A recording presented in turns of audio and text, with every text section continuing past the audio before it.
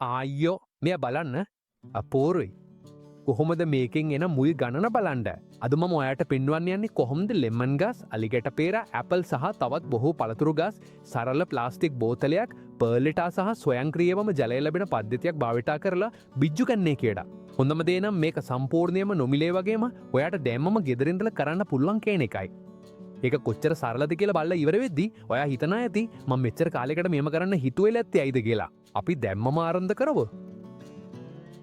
පළවෙනි දේ අපි කරන්න යන්නේ ප්ලාස්ටික් බෝතලයක් අරගෙබේ බෝතලේ විශාලත්වය කිසිම වෙනසක් නෑ මම මේක භාවිතා කරනවා හැබැයි ඔයාට ඕනෑම එකක් භාවිතා කරන්න පුරුවන් දැන් අපිට බෝතලේ පහලින් සෙන්ටිමීටර් 2.5 අඟල් එකක් වගේ පැත්තකට කුඩා රඳයක් හෝ කුහරයක් හදන්න වෙයි ඒත් අවධානයෙන් ඉන්න මේ කුහරේ තමයි මුළු පද්ධතිය ප්‍රධාන යතුරා අපි මේක මෙහෙම කරනවා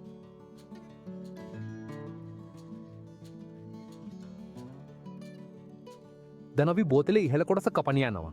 ඊය පරිපූර්ණ වශයෙන් කපන්න ඕනේ නැහැ. මොකද තවත් ටික වෙලාවකින් අපි ඒක අපේ කුඩා හරිතාගාරයේ හදන්න භාවිතා කරනවා. වැදගත් එක නම් මේ කොටස සුරක්ෂිතව තබා ගැනීමයි. ඊළඟට අපි කුඩා කපු කැබැල්ලක් දමන්නානවා. බොහෝ කපු ඕනේ නැහැ. අපිට අවශ්‍ය වෙන්නේ පර්ලිටා කුහරෙන් පිටවීම වැළැක්වීම විතරයි. මම පිරවමින් ඉන්නකොට මට කියන්න තියෙනවා මට මේ ද්‍රව්‍ය මෙතරම් කැමති වෙන්න හේතුව.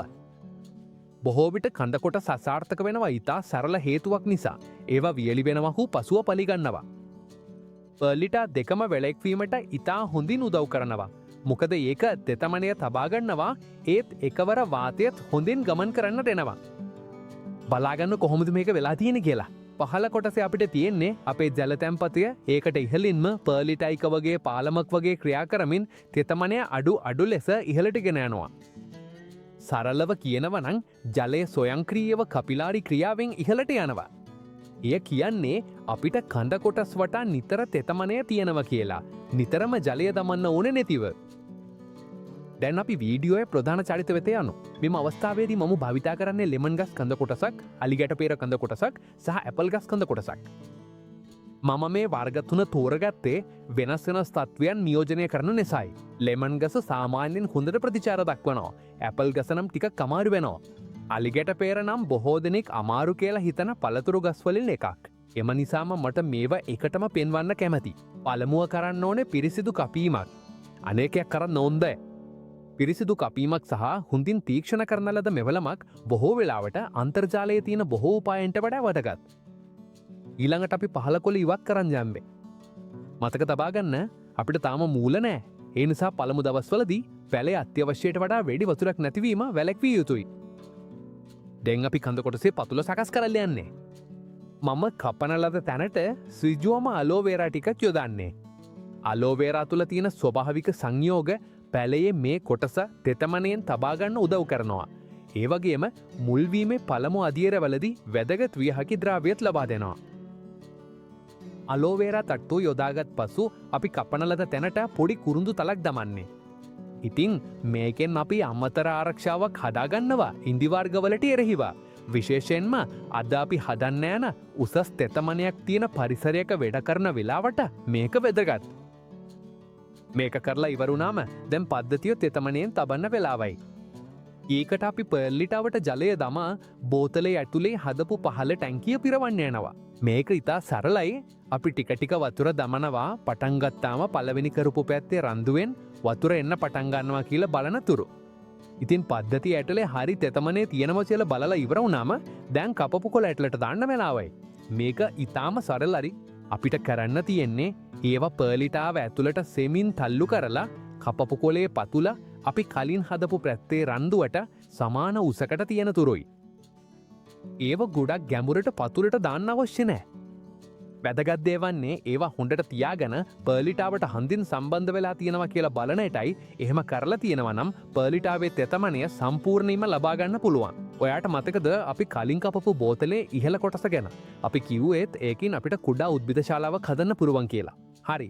ඒක වහන්න කලින් අපි ඉතා වැදගත් පියවරක් කරන්න යනවා. අපි හදන්න යන්නේ ඉතාම සරල පරිසර හිතකාමී අඩු වියදමින් හදන්න පුළුවන් ඉතාම කාර්යක්ෂම ස්වාභාවික දිලීර නාශකයක්. මේකෙන් අපිට උදව් වෙන්නේ මුල් සති කිහිපයේදී දිලීර පැමිණීම වැළැක්වීමටයි ඒ සතිවලින්ම මේ ක්‍රියාවලියට වඩාත්ම අවදානම් කාලයයි. ඒ සූදානම් කරන්න අපි ලීටර එකක් වතුර නැතිනම් සම්මතවෙන්ම කවදාවත් කෝට ගැලන එකක් වගේ ප්‍රමාණයක් සහ පොඩි කුඩුකරපු කුරුඳු ටිකක් යොදාගන්නවා. අපි කුරුඳු වතුරට එකතු කරලා හොඳට මිශ්‍ර කරමු. ඊළඟට අපි මේක පෙරීමට කෝපි පෙරහන් එකක් හෝ සරලවම සුළු රෙදි කැබැල්ලක් භාවිතා කරන්නෙමු. මෙම පියවර ඉතා වැදගත්. මන්ද අපි මේ මිශ්‍රණය පසුව ස්ප්‍රේ බෝතලයකට දමන නිසා කුරුඳු කැබලි කිසිවක් එය අවහිර නොකරන ලෙසයි අපි කැමති. පෙරීමෙන් පසු අපි ඒ ස්ප්‍රේ බෝතලයට දමා කුඩා ස්ප්‍රේ එකක් කඩිසිටි වලටත් බෝතලය ඇතුළතටත් සිදු කරමු. සියල්ල තෙමවන්න අවශ්‍ය නෑ. අපිට අවශ්‍යවෙන්ඩ ආරක්ෂාකාඩී තට්ටුවක් නිර්මාණය කිරීම පමණයි එය මුල්වීමේ ක්‍රියාවලිය තුළ දිලීර ඇතිවීම හැකි ඉක්මනින් අඩුකරගැනීමට උදව් කරනවා. දැන් මේක කරලා ඉවරයි කියලා බෝතලයේ ඉහළ කොටස තබන්නෙමු. ඒක තබා ඉවරුණාම අපේ පද්ධතිය සම්පූර්ණයෙන්ම නිමාවට පත්වෙලා සම්පූර්ණයෙන්ම ක්‍රියාත්මකයි. දැන් අපිට කරන්න තෙයින්නේ ඒක සුදුසු තැනකට තැබීම පමණයි. එවිට කඩිසිටියට ලබන සති කිහිපය තුළ හොඳම තත්ත්වයන් ලැගෙනවා. ඉතා හොඳයි කියන්නේ ඒක තැබිය යුත්තේ බොහෝ ආලෝකය ලැබෙන නමුත් සිජු ආලෝකය නොවන තැනකයි. අපිට අවශ්‍යනයකට ශ්‍රිජුහිරු එලිය ලැබෙන්න මන්ද බෝතලේ අතුළේ ඉතා වැඩියෙන් උණුසුම් විය හැකි. ඒ නිසා මුල්වීමේ ක්‍රියාවලියට හානිවිය හැකි. දැන් මොහොතකට හිතන්න අපි නිතරම කරනයේ සියලුම කපන වැඩවලින් කොච්චර පළතුරු ගස් අපිට හදන්න පුළුවන්ද කියලා. ඇත්තටම බලනකොට උපයෝගී කරගන්න පුරුවන් දේවල් කොච්චර අමුතුද කියලා පුදුමයි. හරි දැන් අපි බලමු මේ පද්ධතිය තබාගන්න කොහොමද කියලා. දැන් අපි නඩත්තු කිරීම ගැන බලමු. ඒක මේ පද්ධතිය හොඳම කොටස් වලින් එකක් වෙන්න පුරුවන්. මන්ද ඒක ඉතාම සරලයි. දවස් 2කට හෝ 3කට වරක් අපි බෝතලයේ ඉහළ කොටස විවෘත කරලා කලින් සකස් කරපු කුරුඳු ස්වභාවික දිලීර නාශකය ටිකක් සුළු ලෙස ඉසිම කරන්නයි තියෙන්නේ. කොයි තැනකවත් කඩුළු හෝ පර්ලිටා තෙත් කරන්න අවශ්‍ය නෑ. අපිට අවශ්‍ය වෙන්නේ මේ පළමු සති කිහිපය තුළ දිලීරවලට එරහිව සුළු ආරක්ෂාවක් තබාගන්න විතරයි. එම නැම්ම අපිට ජලාශී ජලමට්ටමත් පරීක්ෂා කරන්න පුරුවන්. සාමාන්‍යයෙන් තවමත් ජලය ඉතිරිව ඇතිවීම නිතරම වෙයි. මන්ද ජල පරිභෝජනය ඉතා අඩුයි. හැබැයි ජලය ඉවර වෙලා තියනෝ කියලා දැක්කොත් මුලදි කරපු පැත්තේ රන්දුවෙන් නැවත ජලය පිටවෙනතුරු ටිකක් වැඩිපුර ජලය එකතු කරන්න විතරයි තියෙන්නේ. එම මොහොතේදී අපි ජලය එකතු කිරීම නවත්තලා බෝතලේ ඉහළ කොටසේ නැවත තැබීමත් හැමදේම මුලින් තිබුණ වගේම තබා දමනවා. තවත් වැඩක් නැහැ. ඇත්තටම මේ පද්ධතියට විශේෂ හිතාමතා සත්කාරයක් අවශ්‍ය නැහැ. වැදගත්ම දේවන්නේ තෙතමනය තබා ගැනීම, ඍජු හිරුවෙලියෙන් වළක්වා ගැනීම සහ විශේෂයෙන්ම ඉවසීම තබා ගැනීමයි. දැන් තමයි හැමෝම බලාපොරොත්තු වෙන කොටස එන්නේ. මේක ඇත්තටම වැඩ කරනවාද නැද්ද කියලා දැනගන්න. හරි. දැන් සති 5ක් ගියා. දැන් තමයි ප්‍රතිඵල බලන්න විලාව ආවේ. ඇත්තටම බලන්න මේ වදුවන. බලන්න කොච්චර මුල් පැලැක්සී තියනෝද කියලා. එතනින්ම නෙවෙයි නව අංකුරත් වර්ධනය වෙන්න පටන් ගන්නවා කියලා බලන්න. එය ඉතා හොඳ ලකුණක්. ඒකෙන් අපිට පේන්නේ කඩය හරිම හොඳින් හැඳිලාගෙන යනවා. හැමදේම යාමට තියෙන විදිහටම යනවා කියලා. බලන්න කොච්චර සුදු සෞඛ්‍ය සම්පන්න මුල් ටිකක් කෙටි කාලයකින් වර්ධනය වෙලා තියෙනවද කියලා. ඉතින් මතක තියාගන්න මේ හැමදේම ආරම්භ වුණේ සරල ප්ලාස්ටික් බෝතලයක් පර්ලිටා වතුර සහ ටිකක් ඉවසීමක් එක්කයි. මුල් මේ තරම් වර්ධනය වෙලා තියෙන විට දැන් අපිට මේක පොළොවකට හෝ මඩුල්ලකට බෝ කරලා සාමාන්‍ය ලෙස වැඩි වෙන්න දිය හැකියි. දැන් මටත් හරිම කැමති ඔයාමට කියන්නේ ඔයාමට බලන්නේ කොයි රටෙන්ද කියලා සහ ඔයා මේ ක්‍රමය පරීක්ෂා කරන්න යන්නේ කොයි පැලයක් හෝ පළතුරක් එක්කද කියලා. ඔයාට වගේම පැළවල් කැමති කෙනෙක් ඔයා දන්නව නම් මේ වීඩියෝව ඔහුට හෝ ඇයට බෙදාගන්න.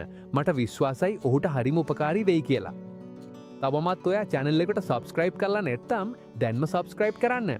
හොඳ like එකක් දාන්න අමතක කරන්න එපා.